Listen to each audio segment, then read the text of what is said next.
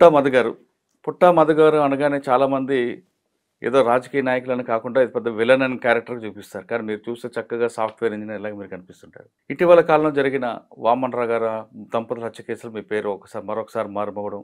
కానీ కరీంనగర్ జిల్లాలో గాని చుట్టుపక్కల ఏ కాంట్రోవర్షియల్ జరిగినా సరే ముందు మీ పేరు తెర మీదకొస్తది. తర్వాత అదే కనుమరుగైపోతుంటది. కేవలం వామనరావు గారి విషయాలు మాత్రమే కొంచెం స్టాండర్డ్ అయింది.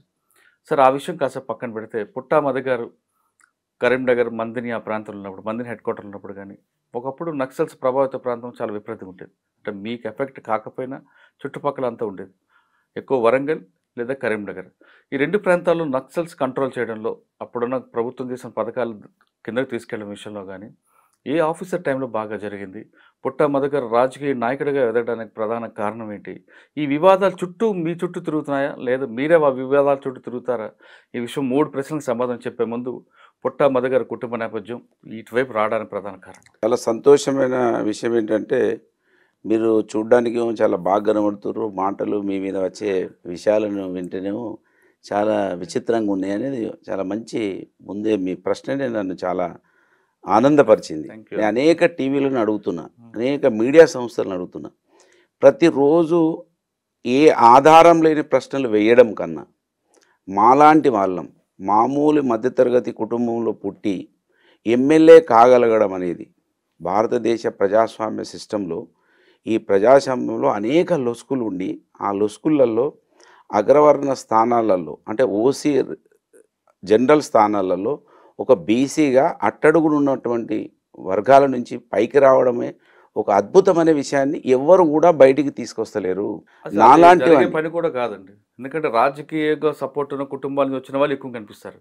కానీ బీసీ నుండి మీరు ఈ స్థాయికి రావడం అనేది మీ కాళ్ళ మీద మీ సొంత ఇంటిగ్రేట్ మీద వచ్చిన విషయం చాలా క్లియర్‌గా తెలుస్తుంది. అందుకే దాని మీద ఎక్కువ డిబేట్ జరుగుతలేదు.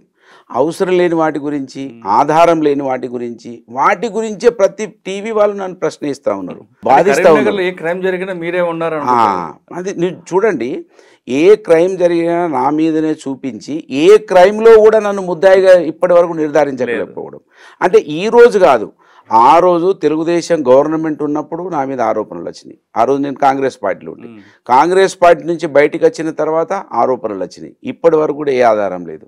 ఇవాళ కూడా మీరు ఒక వ్యక్తి గురించి మాట్లాడుతూ ఉన్నారు, ఆ హత్య గురించి మీ మీద ఆరోపణలు వచ్చినాయి, అవి నిలబడి ఉన్నాయని. సరే, దాన్ని కూడా గురించి వెళ్లే ముందు ఒకసారి పుట్టా మధు గారి కుటుంబ నేపథ్యం, అమ్మగారు, మా తల్లి స్థాయికి రావడానికి వెనకున్న బ్యాక్ బోన్ ఎవరండి? మా తల్లి నేను చూడకముందే చనిపోయింది. అయ్యో. మా తండ్రి 18 సంవత్సరాలు నాకు నిండక ముందే ఆయన చనిపోయినారు.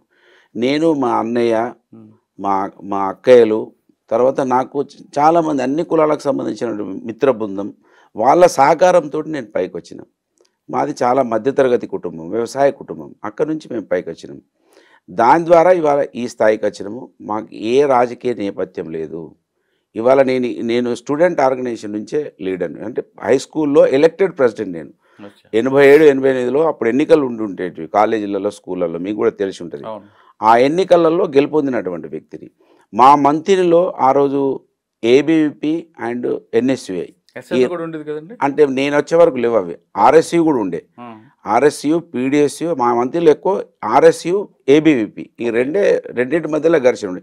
ఎన్ఎస్ఏ కొంచెం అట్లా కనబడేది.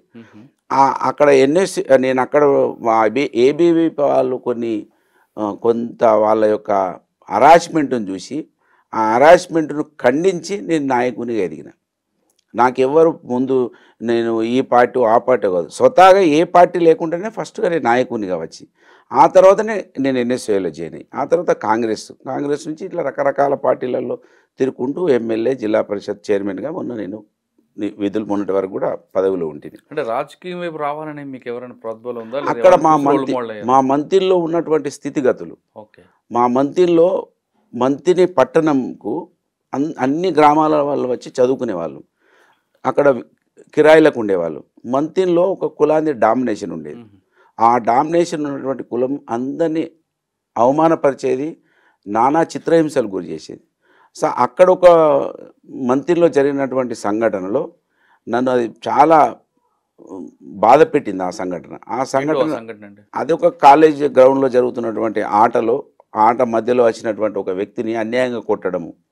అరే ఇట్లా అన్యాయంగా ఆయన అటు పోతుంటే కొట్టడం ఏంటని నా లోపల కొంత ఆ బాధ నన్ను హర్ట్ చేయడము.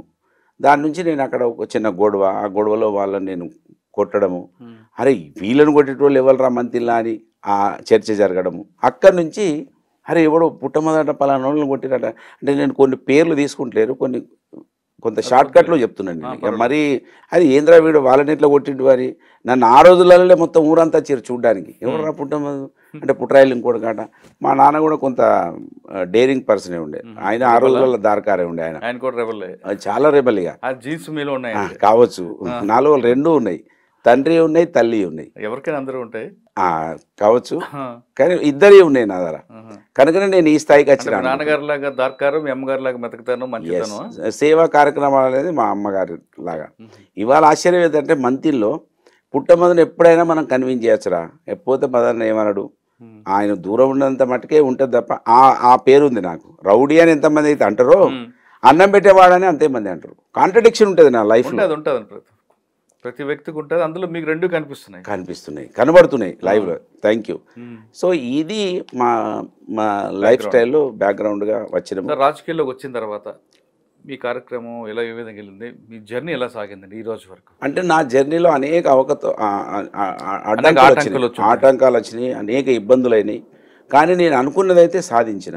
నేను ఏ సేవ అయితే, నేను ఎమ్మెల్యే అయిన తర్వాత నన్ను గెలిపించినటువంటి ప్రజలకు తమ కుటుంబ సభ్యుల్లాగా, ఒక అన్నలాగా, తమ్ముల్లాగా, కొడుకులాగా ఉంటా అని ఏ ఎన్నికల్లో అయితే వాగ్దానం చేసినో అదే విధంగా ఉన్నా.